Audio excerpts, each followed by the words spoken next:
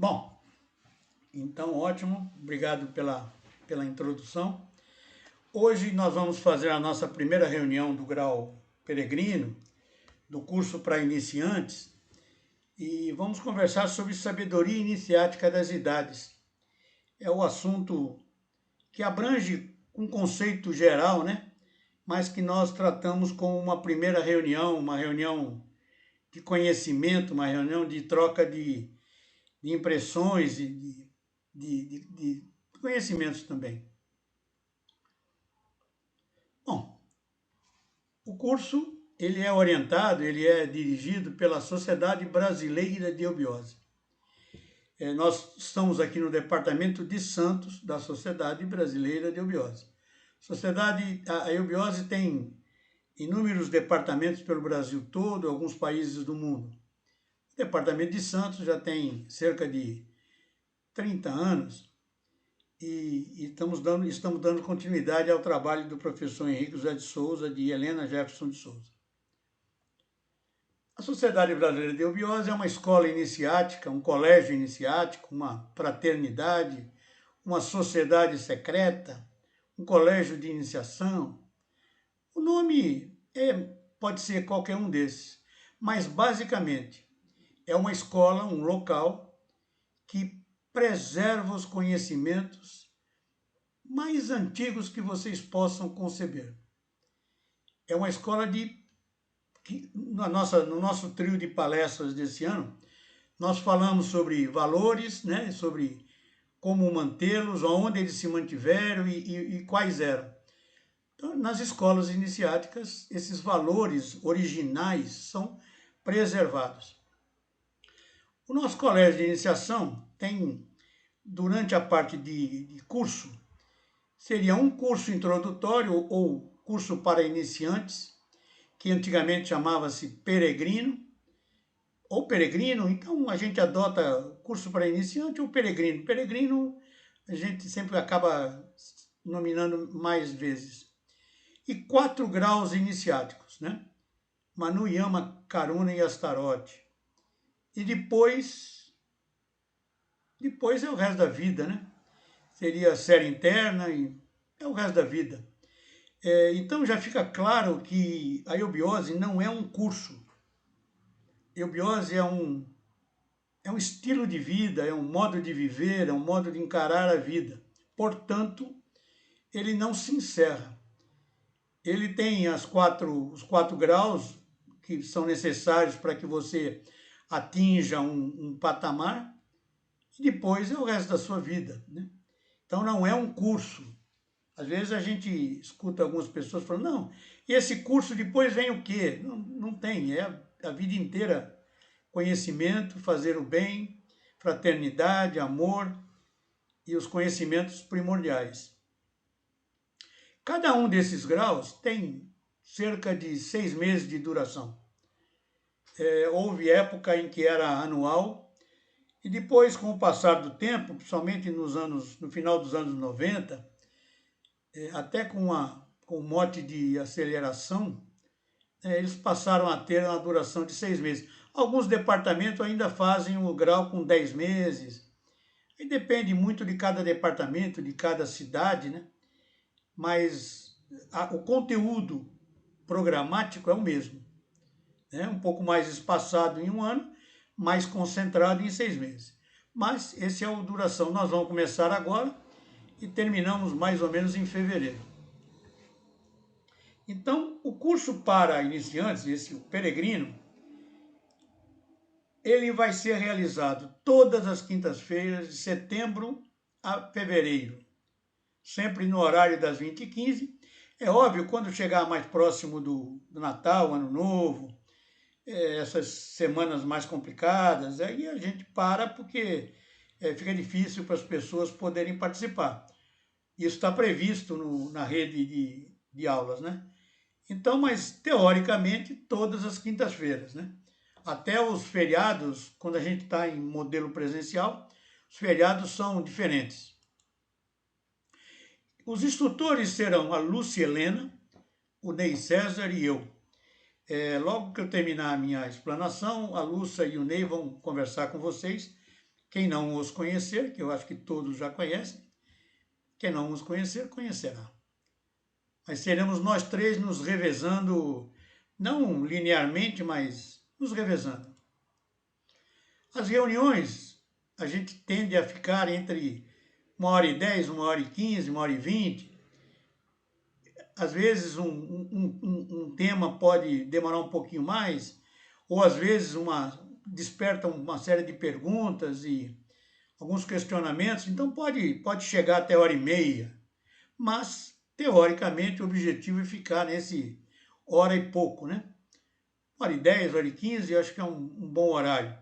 Eu, às vezes, falo demais e a minha reunião se estende um pouco, mas estou procurando melhorar. As aulas são com temas, eles são sequenciais, então é importante que não se falte às reuniões. Ah, mas se eu faltar vai acontecer o quê? Não vai acontecer nada. Mas é que você vai criar um buraco que vai demandar um esforço a mais no estudo, porque durante o peregrino nós até enviamos essas apresentações para quem participa das reuniões, né? Então você tem a condição de reler o material. As 3 primeiras reuniões nós colocamos no nosso canal, que eu vou falar no final. Então você pode até rever a reunião no canal, mas sempre é mais difícil, né? Mas enfim. A frequência, como se trata de um grau que tem começo, meio e fim, nós pretendemos que a frequência deva ser maior que 75%. Nós vamos ter entre 20 reuniões, mais ou menos. Então, por exemplo, dentro de uma regra ortodoxa, você poderia faltar 4 a 5 reuniões. Não mais do que isso. Ah, mas eu fiquei... É lógico que haverá casos em que a gente conversará a respeito. Mas isso é de maneira geral, né? De maneira genérica. Então, 75% das reuniões. O que eu peço a vocês, né? Que de maneira, dentro da possibilidade, reservem as quintas-feiras como um compromisso para vocês. Eu, às vezes, fico triste de ver as pessoas dizerem, eu tenho um outro compromisso. E entendam que a eubiose, eu sei que estamos começando agora, mas a eubiose é o compromisso principal, para que ela possa ser o seu estilo de vida. Senão, nunca será. Até a 4ª reunião, que é a reunião da yoga, é possível começar. Quem não pôde entrar hoje, não pôde participar hoje, participa a semana que vem, não tem problema. Então, se vocês tiverem ainda algum conhecido, algum amigo, algum familiar, enfim, podem indicar a sequência e compartilhar o link que eu vou mandar para vocês, para eles, né? E é importante que após as reuniões, guarde um tempo para pensar sobre o assunto que foi abordado.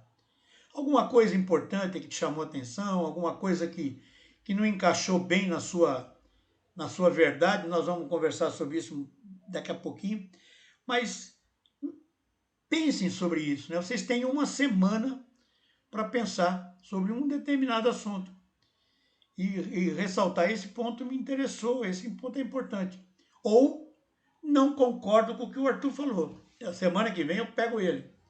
Vou perguntar para ele porque isso não faz sentido para mim. Mas você pensou a respeito, né? Nós vamos abordar no grau do peregrino temas como teosofia e religião, né? Qual que é a diferença, o que cada uma delas significa, as leis fundamentais e as leis naturais, tátivas, a constituição oculta do homem, que é o cerne desse grau, né? É conhecer o homem. A partir daí a gente pode até alçar outros voos, sabendo quem somos, né? Cosmogênese, o básico, né? Lógico. Antropogênese, também, que é o básico, só para uma reunião de cada, só para entrar no assunto, porque o próximo grau é que abordará esses 2 temas. Doutrina dos avatares, eu particularmente considero é o grande divisor de águas do trabalho do professor Henrique José de Souza. Doutrina dos Avatares e Mundos Internos foi o grande diferencial dele, o up acima da teosofia, né, de Blavatsky.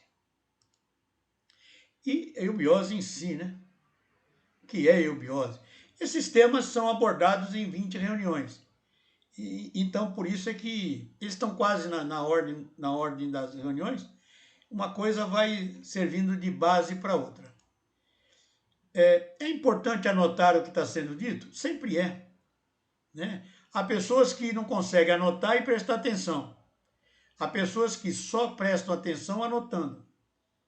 Como nas primeiras reuniões vocês têm a facilidade do canal, vocês adotem o modelo que vocês quiserem. Mas sempre é importante anotar para que a gente possa, inclusive, você depois, ao meditar, entender o que foi falado daquela hora, né? Então é importante anotar. Uma má notícia logo de saída, a iniciação ela é pessoal e intransferível, ou seja, eu não posso iniciar ninguém com o toque das minhas poderosas mãos, né? Não existe isso, né? Então, a iniciação ela é um trabalho particular que se torna, ao avançar na individualidade, se torna coletivo.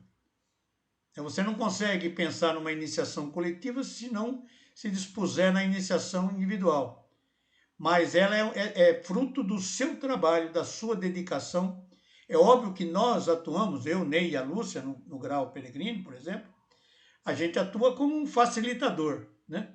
É óbvio, se tiver uma dúvida, alguma coisa que não encaixou, é óbvio que a gente vai, mas o crescimento é de vocês.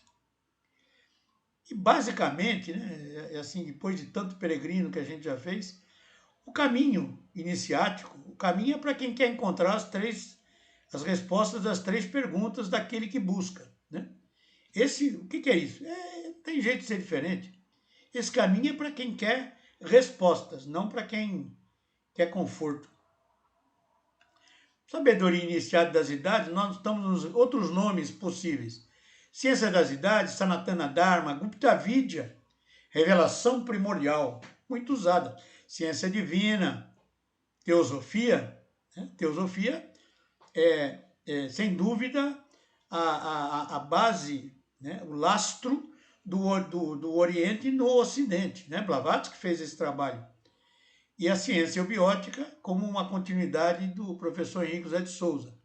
Mas tudo isso está agregado à sabedoria primeira, que a gente poderia dizer, os Puranas, os Vedas, o Mahabharata, enfim, todos esses livros originais, né?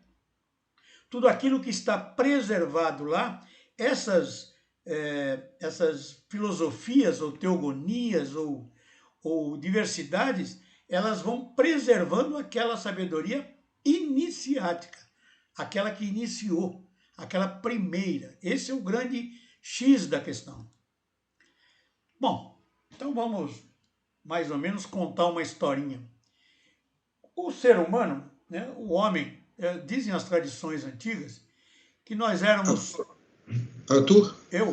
A projeção interrompeu.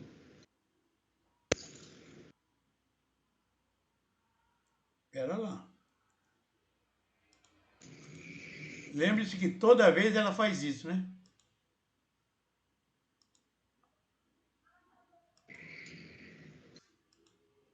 Voltou? Sim. Sim. Toda vez ela faz, no comecinho ela dá um pipoco.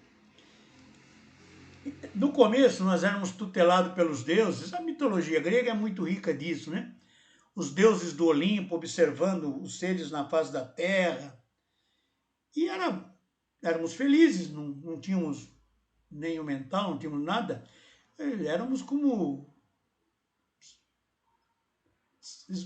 lâminas como plantas, como, sei lá, que não tinha pensamento, né? Não tinha nada, estava tudo bem. Éramos alma grupo. Há 14 milhões de anos, mais ou menos, a Bíblia católica, né? A Bíblia diz o seguinte, que nós recebemos o maná, o alimento caído dos céus. E aí o ser humano, os gregos, eles falam do mito de Prometeu, né? Prometeu foi ao céu, ao Cáucaso, lá para cima, né? E roubou a cana do fogo e trouxe o fogo para os homens. Porque Prometeu, que era um semideus, ele achava que o homem estava preparado para avançar. E ele trouxe, o que ele trouxe? Ele trouxe o fogo. E o que o fogo simboliza? É a mesma coisa que o maná, né? É a mente. Trouxe o poder de pensar, trouxe a capacidade, trouxe aquilo que nos diferencia dos outros reinos, né? Por isso que para a teosofia o homem não é um animal racional. Animal é animal. Homem faz parte do reino hominal, é um reino à parte. A humanidade tem o atributo do próprio Eterno, que é a mente. Né? Se vocês ainda vão assistir qualquer dia aí uma apresentação da Lúcia sobre Hermeso Trismegisto, todo é mente, o universo é mental. Então essa mente é o atributo do Eterno. E nós recebemos. Só que, foi com toda a minha liberdade com o Eterno, foi um problema, né? Porque nós recebemos o mental e ninguém sabia pensar, estava começando. Lembre-se que é o zero da coisa. Então, aqueles seres daquela época receberam uma arma, uma metralhadora, um canhão, e não conseguiam saber o que fazer com aquilo. Vão fazer o quê? Fazer bobagem. Com o mental, nós recebemos um sentido de arrancar ou da egoidade ou a individualidade. Porque até então, nós éramos alma grupo, né? Então, não tínhamos diferenciação, era todo mundo junto. Vai para lá, vamos para cá, vem para cá, vai para lá. Então, agora não. Agora eu tenho mente, eu penso, eu sou eu. Né? Então, esse sentimento de arrancara trouxe o quê? Trouxe um problema. Porque ao recebermos o mental, nós recebemos a polaridade do mental. Que pode parecer que é coração, né? Mente e coração, mas a bem da verdade é o sexo. É o sexo que é a polaridade da mente, né? Nós dizemos sempre que com a mente nós criamos, como o Eterno pode criar, e com o sexo nós procriamos. Nós fazemos um trabalho de Deus, né? Nós damos origem a uma vida. E aqui nós podemos, a mente cria. Então isso nos garante a semelhança com o próprio Eterno. Né? Porque nós temos o atributo que é só dele. E aí, só que, então, eu tenho a mente, recebemos o sexo, que já foi uma bagunça, já atrapalhou a vida de todo mundo, e recebemos ainda o livre-arbítrio, que é decorrência da individualidade. Eu posso escolher o que eu quero fazer, eu sou eu, e aí como a gente brinca, né? O livre-arbítrio não é o direito de fazer bobagem. O livre-arbítrio teria o direito de fazer tudo certo. Porque fazer bobagem não precisava do livre-arbítrio, da mente, podia fazer sem nada disso. Mas então, esses problemas que o ser humano até hoje lida ainda com alguma dificuldade por um atraso que nós vamos ver em qualquer aula aí mais para frente. Mas, com isso tudo aqui, nós tivemos a separatividade e, decorrente a ela, uma tal de responsabilidade. De maneira geral, nós éramos assim, todos iguais, né? E ficamos assim.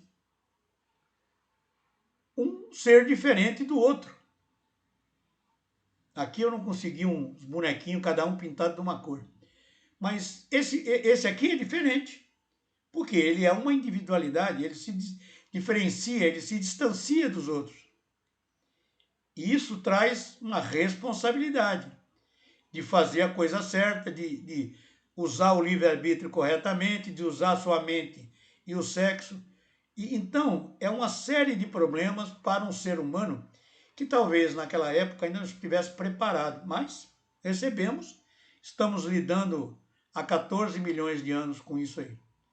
E nós vamos chegar a bom termo, né?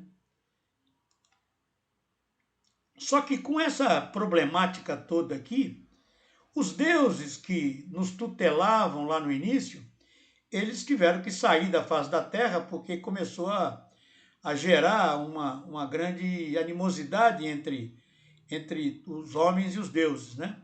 Porque agora os homens tinham um pensamento, tinham desejo, tinha livre-arbítrio,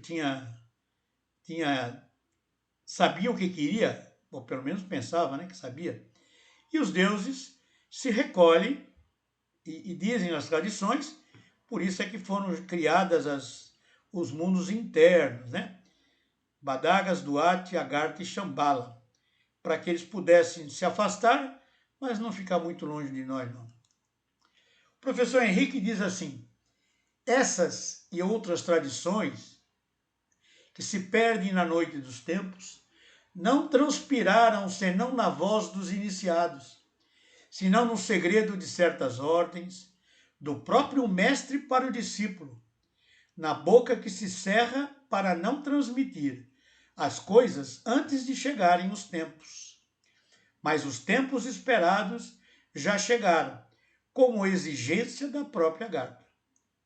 Então, professor, quando ele está falando isso, é em referência ao seguinte: quando os deuses saíram da face da terra, criou-se no mundo físico as sociedades secretas, as escolas iniciáticas, né? A mais antiga que se conhece é a Suda Dharma Mandalam. E por que isso? Porque era para que os segredos não fossem destruídos ou alterados. Então, esses segredos que estão de certas ordens e do mestre para o discípulo não pode ser dito antes do tempo. Isso é uma outra... Hoje na internet tem gente que detona um assunto assim que não tem nada a ver, coitado do povo. E fala antes da hora. Às vezes a pessoa não está nem preparada, enfim. Bom, mas desde que nós vamos falar do que nós conhecemos como registro, que é o início da raça ariana, né? Essas escolas, esses conhecimentos, essa sabedoria, né, do Tibete, principalmente, ela foi estudada no miolo da Ásia, né? Na China, na Índia, no Tibete, e foi praticada, né? Porque nós vamos também ver, na China era meditação, na Índia era meditação, no Egito era atividade, então já é mais ação. Em Luxor, Caleb, na Fraternidade de Monte Líbano, enfim, já era no Oriente Médio, ou seja, já estava se deslocando para o centro do globo. Foi cultuada aonde? Onde era uma pleiade de estrelas, né? Na Grécia. É óbvio que esses conhecimentos passaram por lá e foram aclimatados, foram lapidados para os novos tempos pelos gregos, que são gênios, né? O professor Henrique disse que era uma chuva de estrelas. Então, esse conhecimento que foi sempre preservado, nós vamos chamá-lo de origem única. É a origem primeira, é a iniciação, é o princípio das coisas para isso, para a iniciação, né? Na raça ariana, por exemplo. Isso tudo foi durante 10, 12 mil anos, que é o tempo da raça ariana, isso foi preservado para que não fosse compuscado, né, até hoje. Então eu gosto de trazer sempre a figura da árvore da sabedoria. Imaginemos uma árvore que ela foi uma árvore que não foi muito plantada, não foi bem plantada, não foi bem regada, o solo era pobre, a verdade foi alterada. Eu tenho isso, né? Umas árvores mortas, a árvore primordial não fica de pé, porque ela não foi preservada, ela não foi cultuada, ela não foi mantida. Esse é o grande trabalho de todas as sociedades iniciáticas sérias, né? Preservar esse conhecimento para que a árvore seja assim. Eu achei interessante essa figura porque ela tem aqui, olha, as raízes fortes, bem centradas no solo, um solo aparentemente rico. Então, a seiva que essas raízes conseguem é, sugar do solo para alimentar a árvore imagine agora, fazendo um contraponto, nós bebendo na fonte, com nossas raízes, na sabedoria oriental, a nossa escola estando ligada ao tronco principal, é óbvio que a nossa árvore será rica, será muito bem abastecida, né? Será florida, será, que nem, como aqui é uma árvore frutífera, será rica em frutos, né? Porque ela é bem alimentada e bem mantida. E aqui seríamos nós, ó, digamos assim, simbolicamente, os discípulos dessa sociedade, desse colégio. Então, eu acho interessante isso, porque nós vamos beber, a eubiose procura beber no tronco, porque quem está muito aqui na ponta, bebe num raminho, que a seiva principal já vem toda dividida, né? É um divisor de correntes, como a lei de Kirchhoff. Enfim. Bom, dando mais um pulo, no templo de Delfos, na Grécia, tem um dístico que diz: conhece-te a ti mesmo. Homem, conhece-te a ti mesmo. Porque se você não se conhecer, você não vai para lugar nenhum. Por isso que é interessante entender. A iniciação ela é coletiva, né? A humanidade só vai ser uma unidade quando todos nós formos iniciados, né? Mas, independente disso, para o começo nós temos que fazer a iniciação pessoal. Então, conhece-te a ti mesmo. Tem que saber o seu potencial, tem que saber o que você precisa, o que você quer, o que você tem, para que você possa evoluir. Então, a iniciação, uma definição tranquila, é a tentativa do homem de encontrar-se consigo mesmo, com a verdade e com o eterno. Ora, onde está o eterno? Está no meu interior. A centelha crística, eu tenho ela em mim. A verdade, se o eterno está em mim, a verdade está onde? Está em mim. Então, a hora se eu vou encontrar com o meu ego superior, meu ego verdadeiro, eu encontrarei a verdade, encontrarei o eterno. Né? Então, onde que estão essas verdades? Estão dentro de nós. Basta que a gente estude para que elas possam ser despertadas, né? Que elas possam florir, para que elas possam florescer dentro de nós. Um provérbio, né? Quem não tem Deus dentro de si não vai reconhecer o Avatar, não vai reconhecer o próprio Deus. Por isso que o Cristo bíblico, que era o Filho de Deus na face da terra, foi reconhecido por uma minoria, a maior parte não ouviu, porque eles não tinham encontrado a verdade interior. Né? O Ney falava diversas vezes, se a gente não tiver Deus dentro de nós, o próximo avatar, né, o Maitreya Buda, ele vai passar aqui na porta do departamento e a gente não vai nem perceber. Você não vai vibrar na mesma sintonia. Né? Bom, onde estão essas verdades? No meu interior. Só uma constatação, né? Nesse ciclo, ainda mais agora no século XXI, com tanta mídia, com tanta mentira, com tanta falácia, enfim, com a proliferação de coisas negativas, a maior parte das pessoas, vocês que tentaram convidar algumas pessoas para fazer parte de uma coisa que vocês falam, puxa, para mim é tão interessante, e aí o cara fala, nossa, olha para você, assim, um cara de que você acredita nisso? Infelizmente é isso. É um momento, né? É um momento. nós vamos caminhar, nós temos que fazer o nosso papel, nem que seja de formiguinha, mas o abismo existe. Nós não podemos esmorecer por conta disso. Só que o caminho iniciático, ele vai... É óbvio que na hora que eu estou chegando ao meu Deus interno, eu estou descobrindo o meu ego superior, não o ego inferior. Como diz Blavatsky, o ego inferior é a besta que anima o ser humano, a besta que habita no interior do ser humano. É o nosso ego inferior, que é ligado à vaidade, aos pecados capitais, ou qualquer coisa no gênero. Nós vamos tentar encontrar o nosso verdadeiro eu, o ego superior. Não é tão simples, mas o caminho é esse. Nós vamos aprender a pensar com o equilíbrio da mente e emoção, com a condição de se afastar do problema para poder perceber a dificuldade, né? Essa é a postura clássica de um ser humano que está no caminho da iniciação. Se você tem um problema, não adianta você ficar no meio da tempestade. Você tem que sair da tempestade para poder avaliar a decisão que é para ser tomada. Isso é saber pensar. Isso é equilibrar mente e emoção.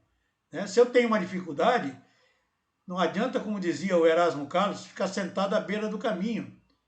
Não vai resolver nada. Não vai resolver nada. Né? Se eu tenho uma dificuldade, eu tenho que enfrentá-la. Eu tenho que equacionar. Meu pai, sábio, dizia assim, um problema equacionado é um problema resolvido. Isso é de uma sapiência.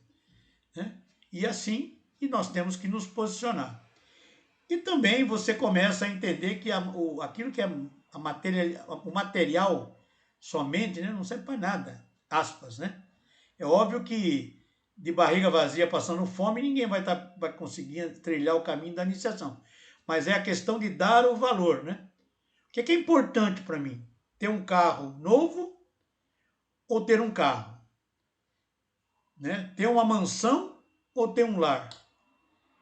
O que é importante? Eu ostentar aquilo que tenho ou ter só aquilo que eu preciso? Enfim, cada um vai encontrar o seu equilíbrio. Então isso também é perceber que o que é importante não é da matéria, né? Começou a buscar, né? Vocês estão aqui tentando fazer a primeira aula. Com perdão do pleonasmo, só tinha esse jeito para escrever. Começou a buscar, iniciou-se a iniciação. Começou a iniciação. Deu start. Startou. Né? Porque saiu da sua posição de conforto. Na hora que você sai do zero, você vence a inércia. Como diz a lei de Newton, né? Todo corpo tende a manter o seu estado de repouso, desde que não haja uma força que imprima algum sentido nele. Então imaginemos que a força superior imprimiu um sentido para que vocês estejam saindo, né, do conforto. Bom, como é que pode ser a iniciação? Como é que era? Como é que é hoje, né? Eu já dei um spoiler ali na frente. Os caminhos eles eram a Índia e o Egito. A contemplação e a atividade, que eram... E qualquer livro de história natural, de história mundial, vai começar com a Índia e na sequência vai ter o Egito. É o caminhar da mônada no itinerário de Ó. Não tem jeito. Então, na Índia e no Egito, são os dois polos principais, ou os dois tipos de iniciação. A Índia nós chamamos de lunar, por ela ser contemplativa, e o Egito é solar, porque ela é atividade. A Índia tem um aspecto negativo, não negativo de ruim, negativo de polar ou contrário ao positivo, né? É simplesmente o oposto. Nada, não é que esse é bom e aquele é mau. Não é nada disso. A Índia é feminina, é um aspecto de contemplação, está ligado à lua, né? A mulher está ligada à lua, Selene, e o homem está ligado ao aspecto solar, à atividade, né? A Ra. A Índia partia do pressuposto do isolamento, da meditação nos lugares mais altos, mais elevados, lá no Tibete, na montanha gelada, e superando e tal, né? Aquela coisa de que era bem característico daquela região, né? E o Egito já era mais atividade. Então as provas no Egito já era prova física, que poderia até machucar os discípulos. Mas se eles conseguissem o sucesso, havia muita felicidade.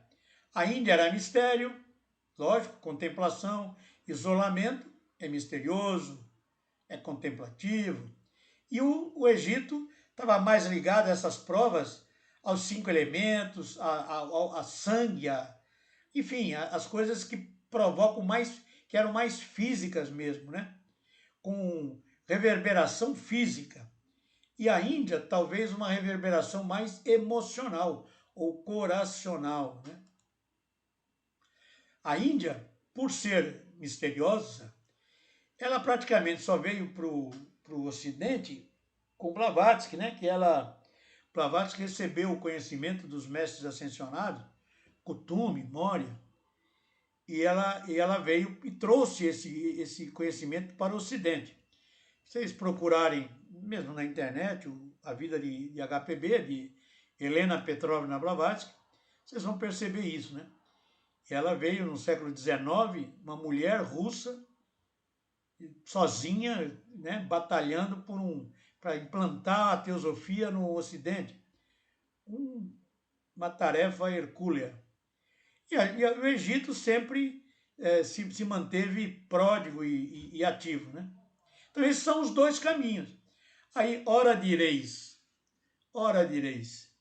Mas nós não podemos, como é que eu vou fazer? Eu vou meditar lá no Monte Santa Terezinha? Onde eu vou fazer a meditação? Vou lá na Serra do Mar? Ou vou entrar numa batalha, eu aqui com 70 anos de idade, vou fazer uma prova de sangue? Estou morto. Então, né, nós temos que fazer uma iniciação compatível com a nossa realidade. Esse talvez é o grande desafio.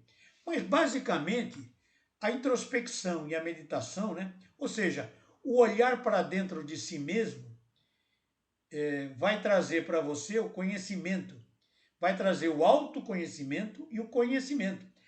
Se você pensar ou meditar sobre uma coisa que eu estou dizendo aqui, até ela fazer sentido ou não, você está avançando. E principalmente na ação do dia a dia, seria realizar o que aprendeu, né? Tornar real esse aprendizado. Esse é o X da questão, né? Vocês vão ver inúmeras vezes, escola e teatro, né? E esse binômio é o que é a polaridade que vai nos impulsionar, né? Outra coisa ruim, aspas, né? A iniciação, além de ser pessoal e intransferível, ela é lenta e gradual. Não dá para fazer um workshop de fim de semana ou fazer um workshop grande, um fim de semana prolongado, 4 dias, e achar que se iluminou. Por favor. Né? Por favor. A iniciação é pedra sobre pedra. Ela é lenta e gradual. Ela vai se sobrepondo conhecimento, sobrepondo experiências, sobrepondo vivenciações, para que a cada passo dado aquilo se incorpore no seu eu. Então ela é lenta e gradual, isso não tem como fugir também. Qual é o caminho que nós temos para chegar ao eterno? O caminho que todas as escolas preconizam é através de uma cruz mundanal. A cruz mundanal tem os palos iguais, né? A cruz do sacrifício tem os palos diferentes, né? A vertical é maior do que a horizontal, que é a cruz do sacrifício, a cruz do Cristo pregado na cruz, aquela coisa preservada há milênios, né? Infelizmente. Mas a cruz mundanal, ela não está ligada ao sacrifício, ela está ligada ao trabalho. a como os caminhos que me fazem para chegar ao eterno. A iniciação, ela vai me impulsionar por onde? O eterno, como o eterno é o centro de tudo, ele está no centro da cruz mundanal. Ó, tá bom. Por alguns momentos, imagine que essa cruz mundanal seja um eixo de ordenadas e abscissa, né? Um eixo cartesiano. Ou seja, aqui é o zero, o logos, e vai subindo, vai subindo, vai subindo, vai subindo. Então, imagine isso. Imagine isso. Então, o centro de tudo é o zero, é o logos, é a figura que determina o eterno, né? A figura perfeita que não tem início, meio e fim. Ela está ligada no ramo horizontal, o caminho, nós podemos chegar ao eterno através da religião ou das artes. Essas duas vertentes estão ligadas à emoção. Né? Se eu me apegar à religião primeira, ou seja, a religião zero, eu estou aqui no eterno. Se eu pegar a cada religião nova que aparece na Pedro Lessa ali, eu estou me afastando, ó. Eu estou indo longe do eterno. Né? A água da vida, aí tem a vida da água, aí tem a água, tem não sei o quê, tem não sei o quê, e eu estou indo embora. Porque cada um está revelando uma verdade sua e esquecendo, encobrindo a verdade original. É a mesma coisa as artes. Aquelas artes, principalmente da Renascença, que estava ligada ao classicismo, né? Foi o retorno ao classicismo, que estão ligadas a inspirações divinas, né? Então, se eu chegar num quadro, numa tela de Da Vinci, sei lá, Rubens, Michelangelo, né? Se você for na Capela Sistina e olhar o teto da Capela Sistina e tentar entrar, é óbvio que Michelangelo estava inspirado pelos deuses, pelo Deus, aliás, né? Então, se eu chegar na mesma frequência através daquela pintura, eu vou chegar ao eterno, porque ele estava no eterno na hora que pintou. Bom, mas isso é um caminho. E os outros dois caminhos, a filosofia e a ciência, que estão ligados ao aspecto mental, ao aspecto de pensamento, né? A filosofia, que através da conversa, através da divagação, através da elaboração de pensamentos, eu posso chegar ao eterno. O que é Deus? Aí Platão ficava discutindo milênio, né? Aristóteles, Sócrates, enfim, ficava discutindo séculos. E a ciência, que é a mais relutante para chegar ao eterno, mas é um caminho, porque a ciência ela está se aproximando tanto do Big Bang, do bóson de Higgins, que já é uma realidade, eles vão ter que dar um pulo e falar, não, realmente, é o que dizem, né, que Einstein teria dito, né, não sei se ele falou.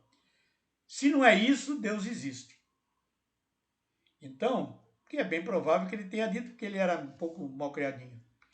Bom, só que para que essas artes elas consigam chegar a bom termo, a religião, ela não pode viver só da fé, da oração para chegar ao eterno. Ela tem que se ligar à própria filosofia. Para quê? Para que, através de pensamento, ela consiga chegar ao cerne do eterno. Então, a religião corre atrás da filosofia. A filosofia está filosofando e chega uma hora que o pensamento em si não consegue exprimir o que o pensador está pensando. Ele usa uma arte, usa uma música, ele usa uma escultura, ele usa modos de se expressar através da arte. Então a filosofia vai atrás da arte. A arte, quando ela quer se definir, ela procura ciência. Esta pincelada né, por exemplo, Van Gogh tinha uma pincelada torcida que ele dava. Ele, ao fazer isso, ele mistura a tinta de maneira que não sei o quê, tentando entender aonde o Van Gogh, o mesmo Michelangelo, com as pinceladas, ou Da Vinci, com aquela qualidade de perfeição das formas, através da ciência, pode dizer O Da Vinci, ele foi atrás de corpos humanos para poder fazer a pintura de um ser humano. Ele estudava, ele dissecava cadáver para ter a formação dos músculos perfeita. Então ele estava puxando a ciência. E a ciência, ela fala assim, ó, isso aí, se não existe, é Deus. Então esse movimento, imagine essa cruz rodando, né, com o movimento... antes disso tem que falar aqui. Nessas 4 vertentes, estão lastreadas, estão fundamentadas as verdades cabalísticas ou verdades ou verbos usados com muita preciosidade pelos ocultistas, né? Que são posturas que nós podemos adotar. Nós devemos querer ousar, mas também devemos querer calar. E devemos querer saber. Agora, se eu não ousar querer, eu não saio do meu lugar, eu tenho que ousar calar ou ousar saber. A ousadia, né? Agora, eu tenho que calar frente a uma pintura para poder entender, né? Eu tenho que calar, saber. Ou seja, eu tenho aqui diversas posturas, né? São 12 posições ou posturas que os ocultistas têm como a base da sabedoria ocultista, né? Principalmente os grandes pensadores do final do século XIX. Bom, a hora que uma procura a outra, essa cruz vai girar, eu vou fazer um movimento no sentido horário. Repare que a religião foi atrás da filosofia, a filosofia foi atrás da arte, a arte atrás da ciência. A religião não vem atrás da ciência. Se vier, é um sentido involutivo, é um sentido negativo. Então a religião, a filosofia, a hora que eles giram essa cruz do Pramanta, é como uma hélice de um ventilador. Quando eles estão nessa posição de giro, atinge uma velocidade, o que ocorre? Eu acabo vendo esse rastro, né? Este rastro do movimento desta coisa passando para cá. Então, esse movimento traduz uma figura que foi vilipendiada no século XX, que foi destruída não, foi mal utilizada no século XX, né? Então essa figura que para a sabedoria oriental é um símbolo de força, de paz, de sabedoria, né? Ela, que é a cruz suástica, né?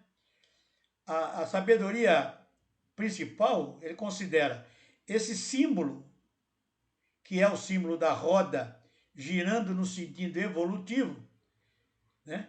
Da esquerda para a direita, né? Ele é a suástica, é o símbolo de ordem, evolução, de construção. Porém, né, na Segunda Guerra, usaram a antítese dessa cruz, que chama-se sovástica, que tem um sentido invertido, ela é da direita para a esquerda, ela vai rodar assim. Porém, o Hitler, ele chamava de suástica, mas essa cruz chama-se sovástica, é o símbolo do caos, da destruição, né? Só que o Hitler ainda ele inclinou 23 graus, isso para destruir de vez, né? A cruz hitleriana, ela não é deitada, ela é inclinada em 23 graus. Então, essa cruz é fora. A cruz suástica, ela é a cruz de construção, de evolução. Ela é um símbolo positivo, só que no movimento nazista, ela está com o nome errado. Bom, esses 4 aspectos da cruz mundanal, podemos traduzi-lo também, né, na pirâmide, que é um símbolo mágico, um símbolo de vibrações, que eu posso pegar os quatro vértices da cruz, colocá-los aqui na base da pirâmide e coloco o eterno no centro. Como está expandido, o eterno está para cima, é a ponta superior da pirâmide, e o que nós chamamos de quinta essência divina, né? A quinta essência divina é o próprio Eterno. É a própria, é a própria origem de tudo, né? Neste momento, ele é a quinta coisa. Aquilo, tudo que está além do quaternário é o quinto, então está ligado ao aspecto mais elevado da face da Terra. E depois vai se alterando de acordo com a época, com a era, né? Então esse é um outro símbolo, por isso que a pirâmide é muito usado como gerador de vibração, de influência, o absorvedor, né? Bom, a nossa iniciação usa o método Devanagari, que é o método de uma caixa dentro de uma caixa, dentro de uma caixa, dentro de uma caixa. Ou seja, é como se fosse usando um exemplo mais grosseiro, uma cebola. A gente vai tirando aquelas cascas da cebola para até chegar no miolo da cebola, né? Então, o método Devanagari é mais ou menos isso. Você vai desvelando as verdades para que a gente possa atingir a verdade única. Por quê? Como disse o mestre, nosso mestre lá atrás, tudo tem seu tempo para ser dito. A iniciação, ela pode ser real ou simbólica. Cuidado. A iniciação real é o que nós buscamos. É aquela iniciação que adquire o conhecimento, incorpora no seu interior e age como tal, né? E torna real. A iniciação simbólica você vai conhecer alguns símbolos e vai tê-los como referência, né? É o bezerro de ouro lá de Moisés, enfim, é um símbolo que não tem nada em si, não te dá nada, né? Então nós temos que tomar muito cuidado, tem muito símbolo espalhado que pode ser olhado de diversas maneiras. Acabamos de ver a cruz da suástica, né? Como é que ela pode ser, com uma simples inversão, ela é caótica, né? Então, eu tenho que... E Hitler queria tentar traduzir com o nome da suástica os valores fortes ou de construção, mas ele sabia que ele tinha que usar a cruz sovástica, porque ele não era o bem, ele era o mal. Enfim, busquemos a iniciação real. Outra coisa também, que é um sentido de postura, nós temos que sempre observar, né? Quando alguém aponta um caminho, não adianta ficar olhando para o dedo. Tem que olhar o caminho que foi indicado, né? Se eu ficar olhando para o dedo, é uma iniciação simbólica, né? Então, às vezes, esse aí é o risco dos gurus, né? Eu tenho um cara que, fulano é bom demais, ele é o guru. Olha, o cara fala umas coisas. E aí não quer nem olhar. A mim não interessa o que ele está falando, se é uma maior bobagem, uma insanidade. Mas ele falou, para mim tá bom. Eu estou olhando o dedo dele, estou olhando ele. Não estou olhando o caminho que ele está indicando. Eu tenho que olhar o caminho que está indicando, por isso que eu adquiri o mental. Eu tenho que saber pensar, isso a iniciação vai me trazer, para que eu possa observar o conteúdo em si, não a origem, o dedo. Isso é um risco com os gurus, né? Aquela coisa assim, eu acredito sem pensar. É problemático. É problemático. Mesmo aquele que você muito respeita, você tem que tentar entender o que ele está dizendo, né? Outro pedido, né? Assim, a iniciação ela é sigilosa e silenciosa. Também não adianta sair batendo, eu estou no colégio de iniciação, eu faço isso, eu aprendo isso. Não é assim. Não é assim. Né? Você vai compartilhar até com amigos conhecidos que você perceba alguma inclinação, porque o vazio é grande, o abismo é grande, mas você tem que ser discreto. Né? Também não adianta você publicar no Facebook, no Instagram. É o que eu aprendi na aula hoje, aprendi a fazer yoga dos táttivas. Não tem sentido.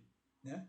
Então, por isso é que as 4 primeiras reuniões eu coloco no canal.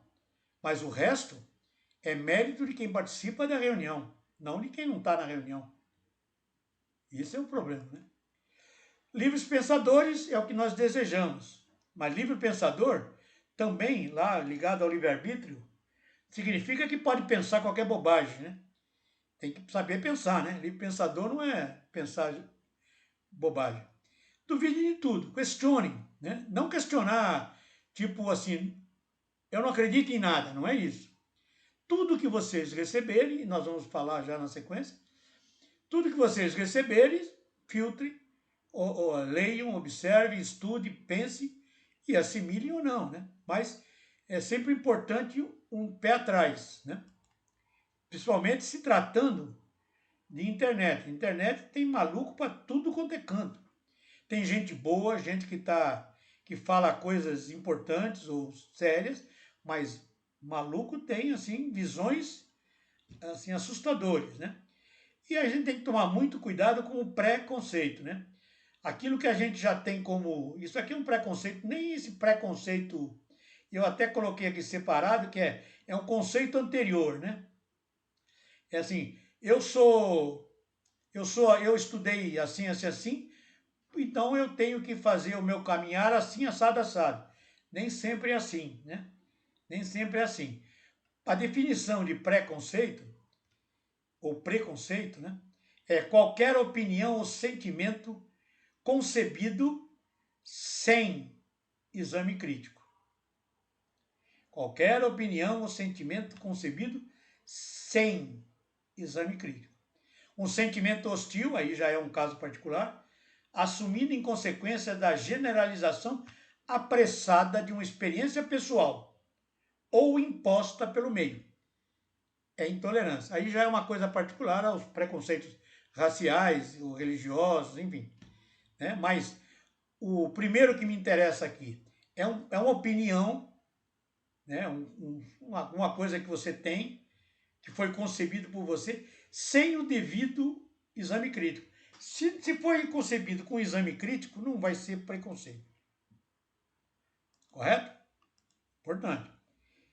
Não podemos deixar a verdade se transformar só num símbolo, porque através disso tudo, esse pré-conceito, ele é perigoso e ele tem a capacidade de estagnar, né? de fazer você parar ou se ligar a símbolos que talvez não sejam a verdade verdade, né? Verdade verdadeira. Então nós temos que ter também, a gente fala sempre isso, né? Às vezes, quem é pai já sabe que vai falar isso, já falou isso para os filhos, ou vai falar se o filho não cresceu. Né? Ah, não gosto disso. Mas quem falou que é para comer só o que gosta? Né? Talvez aquilo que você não gosta é o que você tem que comer. É aquilo que vai te fortalecer. Então, por trás das coisas que eu odeio, talvez esteja aquilo que eu preciso. E as coisas que eu só adoro, tudo aquilo que eu adoro, nem sempre tem algum valor a mais para mim, a menos somente saciar a minha emoção. Né?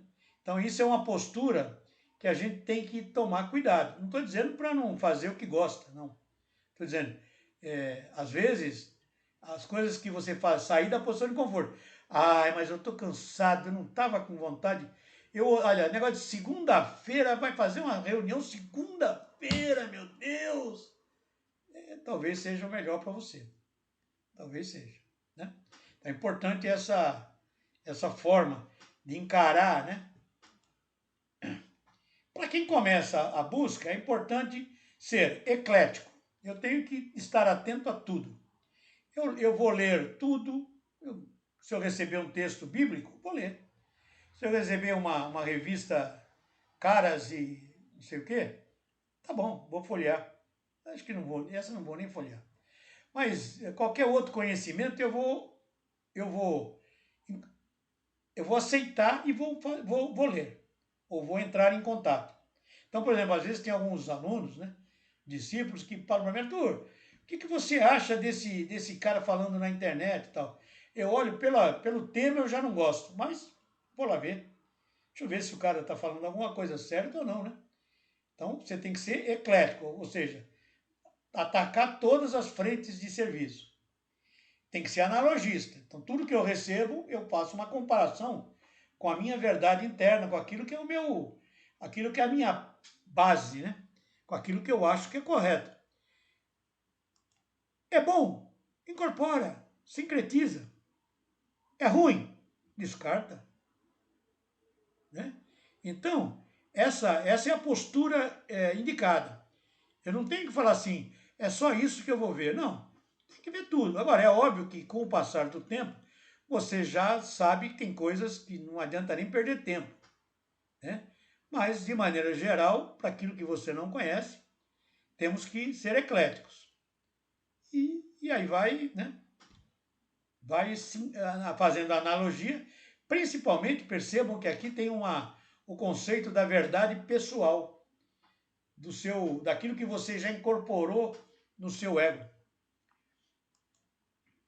E principalmente, já falamos algumas vezes, sair da posição de conforto. A gente não vai conseguir mudar o mundo se não mudar a nós mesmos. Sentado à beira do caminho, nós não vamos para lugar nenhum. E o mundo também. Então nós temos que mudar, é aquela coisa que eu falei. A iniciação, primeiro ela tem que ser pessoal, para depois podermos trabalhar Porque assim, o objetivo final é a iniciação coletiva. É a humanidade se tornar uma só. Uma unidade. Mas, para isso, primeiro preciso mudar, né? Como é que eu vou enfrentar as dificuldades do mundo externo? Aí é duro. Eu vou ter que estimular aquilo que eu aprendo no colégio de iniciação, nas minhas coisas, né? Então eu tenho que ter sempre uma postura, eu tenho que me afastar dos problemas. Eu tenho que me manter equilibrado. O caminho iniciático, o grau peregrino, o grau Manu, o grau Yama, o grau Karuna, eles vão te ajudar nesse trabalho de equilíbrio. Se eu tenho um problema, eu tenho que encontrar uma solução. Nem sempre a solução é a que eu mais adoro. Talvez seja a que vai me dar mais esforço. Mas essa é a solução, é essa que eu tenho que adotar. Não adianta ficar chorando. A gente brinca, né? Tem um filho, tem um problema e fica gritando, chorando. Se tiver que bater a cabeça na parede e resolver, eu bato também. Mas não é isso que vai resolver. É o equilíbrio perante os problemas do mundo e aos seus problemas particulares. E temos que ser o máximo possível sereno. Por isso, tem que saber pensar. Tem que dar o justo valor às coisas, né? Isso o Ney ainda falou outro dia, até essa semana, não sei, numa reunião que nós estávamos, ele falou que quando nós somos criança, a prova que vai cair a matemática do 7 é um parto, é um negócio que é dolorido. Ai, meu Deus do céu, meu Deus do céu. Para ele, aquele era o justo valor para a criança. Só que quando eu sou adulto, vai ter uma prova de matemática, vai cair divisão e multiplicação. Não posso mais me preocupar. Né? Não é um problema essa prova. Essa prova eu tenho que tirar de letra. Eu tenho que me preocupar com as coisas dentro do seu valor real. Não adianta aumentar o problema também. Você brigar, o jovem, né? Brigou com o namorado ou com a namorada, não é o fim do mundo, não. O mundo vai continuar. Para, né? Tranquiliza e vê o que vai fazer. Mas também não adianta desespero. Né? O que não tem remédio, o remediado está. Por quê? Nós estamos falando de iniciação, meditação. Você já imaginou se eu moro aqui nesse apartamento aqui, que eu não sei onde é?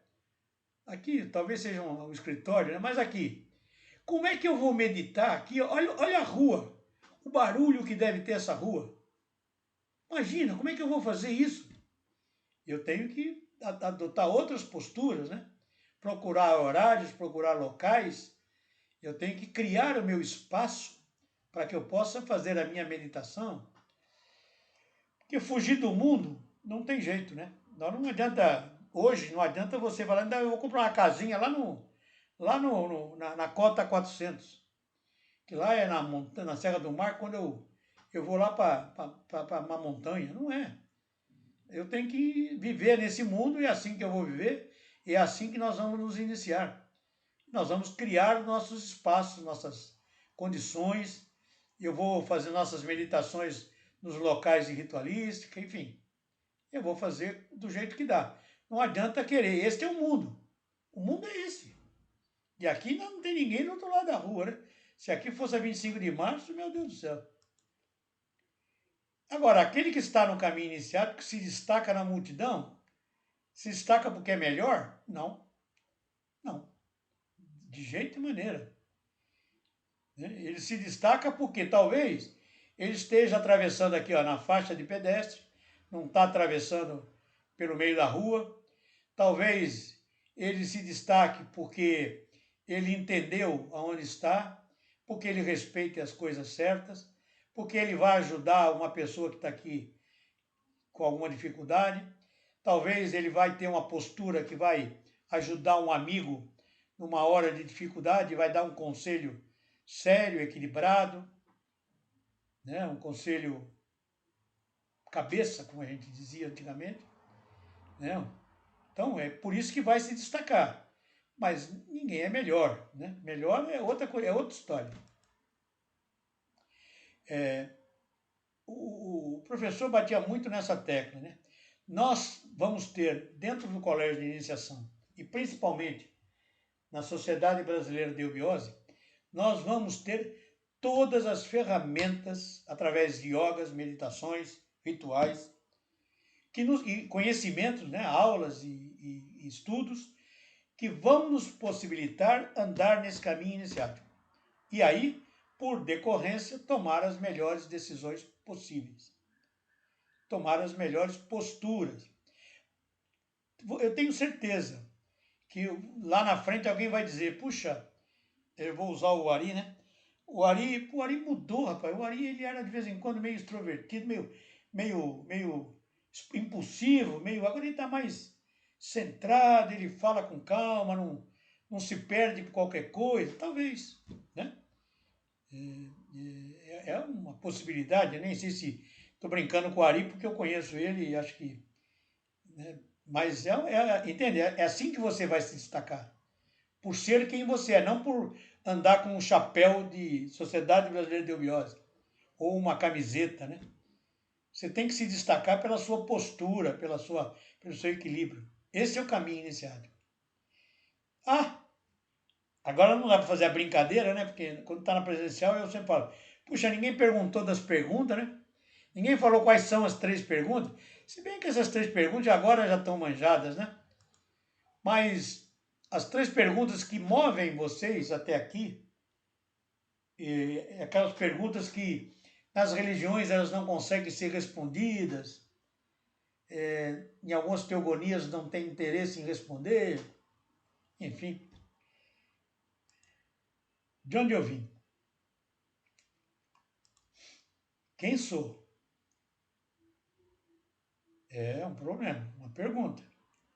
Quem sou realmente, né? Para onde eu vou? Isso, se vocês não conheciam as 3 perguntas, conheçam-nas e tentem responder. Eu tenho a minha resposta, que não me interessa agora compartilhar, mas eu tenho a minha resposta, né? Depois de alguns anos na eubiose.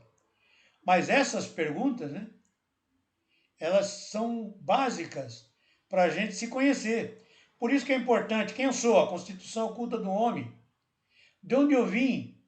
Antropogênese, cosmogênese. Para onde eu vou? Antropogênese. Então, nos graus, a gente vai procurar responder essas 3 perguntas que certamente trouxe vocês para aqui. Professor, um cafuné na cabeça, né? O professor nos ensina, o professor Henrique José de Souza, né? Não se pode retirar do discípulo o benefício da dúvida, seu único bem. Ou seja, dentro do colégio de iniciação, né, é aquela coisa do questionar, do duvidar, do receber o conhecimento, pensar, meditar, e fala, será que é isso? Eu não estou entendendo que... Não, acho que não. Enfim, duvidar, né? Não assim também, né? Não também de premissa, você fala, não, isso é... Não, isso é... Esquece, isso não. Isso não. Então isso não é possível, né? É o preconceito, ao preconceito.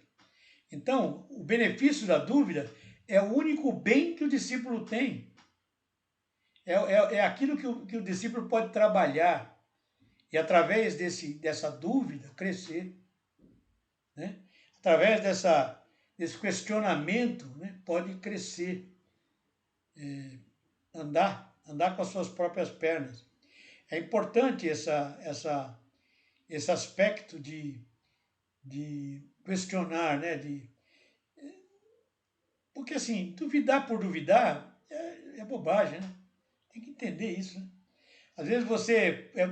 É assim, eu sempre digo, até hoje acabei não falando, mas quando você está no caminho da iniciação, é fundamental que você olhe para a frase do William Shakespeare: existem mais mistérios entre o céu e a terra do que sonha a nossa vã filosofia. Coloquem isso numa folha e deixem no seu, ou com um papel de tela do seu notebook, do seu computador, porque existem muitos mistérios que a gente desconhece. E o fato de eu não os conhecer não significa que são mentiras. Não significa que não é verdade. Aí eu tenho que fazer usar as palavras da Lucilena, quando ela diz ignorar não é feio, não é ruim. Ignorar significa só desconhecer, não saber. E eu posso ignorar muitos mistérios. A nossa vã filosofia não conhece todos os mistérios que estão contidos nas teogonias, na sabedoria principal, né? Então, essa possibilidade, não digo escorregar na maionese, não é isso. É tudo aquilo que faz sentido. E temos que estar preparados para ter conhecimentos novos. Não repetir os mesmos. Senão, bastava ficar no que nós já éramos. Só para encerrar, no final de ciclo, né, nós estamos no final de uma Kali Yuga, de uma idade de ferro, com os valores superiores muito baixos, muito mal na face da Terra, muita pouca espiritualidade na face da Terra, melhor dizendo. Então, só que essa era de ouro, né, dessa era aqui de luz que eu representei aqui, essa luz que está aqui, ó, iluminando, cegando essa floresta, é Maitreya Buda, é a era do futuro, é essa era de Aquários que já se iniciou nos anos 50, somente no ano 57. Essa era de Aquários, ela é a era de luz, né? Só que para a gente viver nessa era de luz, nós não podemos ter o estado de consciência que é o atual da face da Terra. Nós temos que evoluir. Nós temos que adquirir o estado de consciência necessário e adequado para a era de ouro, para a era de Maitreya Buda. Que, por enquanto, acredite em mim, nós vamos falar sobre o Avatar Maitreya Buda mais na frente. E para fechar, mais uma frase do professor Henrique José de Souza. Através da sabedoria iniciática das idades, ou da ciência iniciática, poderemos conhecer a divindade eterna, o eu interno, o ego superior, ou o verdadeiro eu cósmico que habita em nós. Contrapondo com aquilo que Blavatsky falou, que o eu inferior é a verdadeira besta humana que habita em nós, né? Então, o professor Henrique está se referindo ao ego superior, não ao ego da vaidade, o ego... A gente tem uma falsa impressão de que quando a gente fala estou com o meu ego inflado, estou com o meu ego... Não, esse ego é outra conversa, né? Aqui estou falando da centelha crística, de conhecer o meu Deus interno. Só para eu encerrar, essas palestras estão disponíveis no nosso canal Iniciação em Santos. As do ano passado, as desse ano, que eu vou começar a colocar. Os temas são os mesmos, né? Porque são os temas das aulas. É óbvio que sempre há alguma alteração em relação, mas essa reunião mudou mais na minha palavra do que na projeção. Mas custa ver. E é esse link aqui, vocês vão direto no canal e vocês têm como é que chama? Todas as palestras e estudos que nós já fizemos, estão hospedados nesse canal, né? E a Iniciação em Santos, se quiser entrar, entra no YouTube Iniciação em Santos, faz lá como é que o pessoal fala? Subscreve-se, ative o sininho e deixa um joinha. É brincadeira. Mas inscrevam-se para que a gente possa, às vezes a gente tem algum evento e a gente está começando a fazer transmissão ao vivo pelo canal, e aí a gente vocês vão ser chamados e vão ser alertados das nossas, quando eu publico uma palestra, um estudo, vocês vão receber o aviso, né? Mas se alguém quiser falar comigo, independente disso, lanzonemoreno60@gmail.com, 991236234. O que eu preciso é assim, algumas pessoas que estão aqui, eu fiz o contato, né? Então eu tenho telefone, eu tenho e-mail. Mas aqueles que estão entrando convidados por terceiros ou não receberam nenhuma comunicação minha, por favor, enviem para mim nesse e-mail ou no meu WhatsApp uma informação, ó, eu quero participar e tal, meus dados são esses, para que senão a semana que vem eu não consigo mandar o link. Aí vai ficar em falta, né? Então, por favor, aqueles que são novos, mande para mim, ó, Lanzoni, estou deixando aqui bastante tempo, que é para poder copiar. Só me mande uma mensagem em branco, falando, ó, Peregrino, tá bom. Né? E aqueles que eu já mandei, eu vou mandar de novo.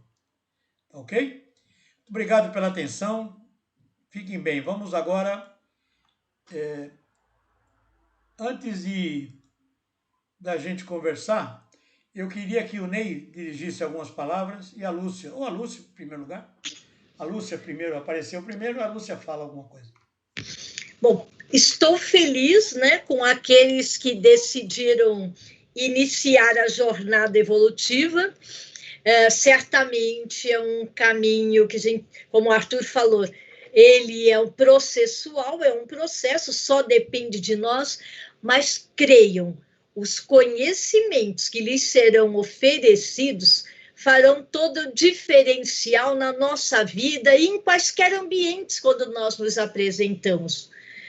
A fala de que não ficamos melhores nem piores é real. Entretanto, nós nos colocamos de forma diferente no mundo, o olhar, parece que nós trocamos as lentes. Então, eu convido a todos a se permitirem irmos juntos nessa jornada. Aguardo vocês. Gratidão. Eu não tenho mais muito o que complementar, né? O Arthur e Lúcia falaram, eu acho que a coisa mais importante que a gente teria que entender nesse momento é um caminho, né? É um caminho evolutivo. Ele é algo, como o Arthur falou logo no início, nós não estamos falando de um curso, nós estamos falando de algo que vai pautar a nossa própria vida, o nosso caminho. Quando ele fala, aquele exemplo que ele deu, né, com aquela figura das pessoas atravessando a rua, eu achei muito interessante, mas tem lá 2 ou 3 atravessando na faixa. Né? Então, qual o sentido disso, né? É o caminho do certo. É você ter na sua cabeça, na sua mente, porque o processo mental é o fundamental hoje, a diferença entre o certo e o errado. Isso se chama, esse reconhecimento e essa aplicação chama-se livre-arbítrio. E nós devemos usar esse livre-arbítrio exatamente para seguir esse caminho. Ao longo dessa trajetória que nós faremos juntos, vocês vão ver muitos temas que deixam isso de uma maneira mais evidenciada, esse processo, esse caminhar. Eu espero que vocês estejam todos conosco nessa continuidade. Tá bom? Muito obrigado pela presença de vocês, foi ótimo ter vocês aqui. Arthur, muito obrigado pela sua palestra foi muito legal. Acho que você colocou alguns conceitos aí importantíssimos que nós vamos ver ao longo dessa trajetória. Muito obrigado a todos e vamos nos ver. Por favor, alguém tem alguma pergunta, alguma colocação? O chat está aberto, né? Ou se quiser abrir o microfone, pode falar. Agora não tem problema nenhum. Está aberta a palavra. Se alguém tiver uma colocação, uma pergunta, não entendi, como é que vai ser o curso, o que pode ser feito, o que não pode ser feito. Mas, enfim, fica aberto para vocês. Eu aproveitando aqui a Karen, é Karen Tuani? Cadê a Karen? Porque assim eu tenho uma Karen comigo. Mas é Karen Tuani? Tuani, alguma coisa assim? Só para eu saber quem é. Deixa eu tentar falar. Será que eu consegui? É Karen Flores. Tá. Deixa eu conseguir aqui mexer no computador. Tá legal. Eu tô no telefone. Você está me ouvindo? Tô. Estamos. Ah, legal. Então, sou convidada do João. Eu entrei atrasada. Mesmo assim, eu já senti a energia e a mensagem repassada de vocês, da senhora Lúcia, do seu Arthur. Não sei se eu chamo vocês de mestres, enfim. Não. Sou nova aqui. Arthur. Estou lendo o nome aqui de vocês. E Ney, Ari e Adriana, que aparece aqui no meu celular. E vai ser um prazer eu escutar vocês, porque eu sou uma mera ouvidora de vocês, para eu aprender aqui, para me evoluir, como vocês chamam, peregrinos. Não é? E eu estou aqui, estou adorando. Obrigada pela oportunidade de eu me apresentar. Então, rapidamente. Não é a Karen Tuani, é? Não, é Karen, Lúcia, Maringoli, Floris, Maria.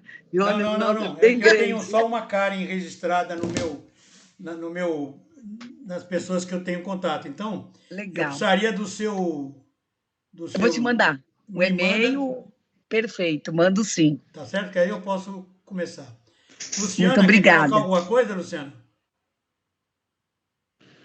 Eu fico muito feliz de ter a oportunidade de absorver esse conhecimento de vocês, que vai ser uma abertura no caminho, né? No novo caminho que a gente vai ver, nessa nossa nova visão. Então, eu estou muito feliz,